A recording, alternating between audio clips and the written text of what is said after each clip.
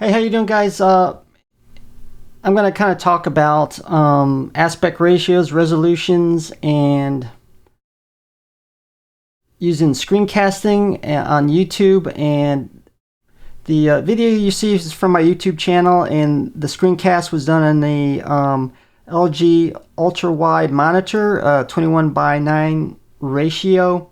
And the problem before doing screencasts, it would, when uploaded to YouTube, it would show black bars above and below, and you'd have to at least go full screen to be able to see any detail at all, and you still had the black bars. They seem to fix that problem, so now using ultra wide or even HD widescreen is not an issue. And I'm going to show you now.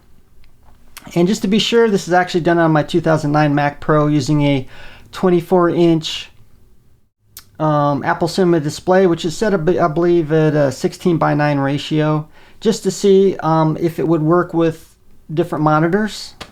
And as you can see, we were not seeing any black bars above and below. It's just basically full screen, ultra wide, which is great to see. And of course, it's hard to see any detail if you're zooming into certain sections. So just to show, we're going to go into cinema mode, and as you can see, really not much difference. There is a slight little black bar above and below, but not very much at all, and it's very watchable. And then even if you need to, I think, zoom in even more, of course there is big black bars above and below, but it does zoom in enough where you can even get in a little bit more. So it is great to see. Before, I had to do workarounds making screencasts on my other Mac Pro, because that's supported with updates and everything else. I'm screencasting off a 2009 Mac Pro, which is not fully supported, and so I can't always screencast on this one depending on what application or operating system version, so it all depends.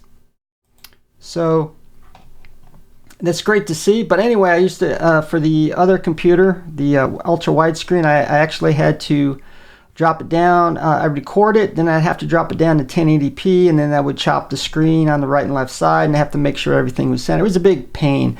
Now I don't have to do that, so great for content creators such as myself, or even people watching, content watchers, I guess.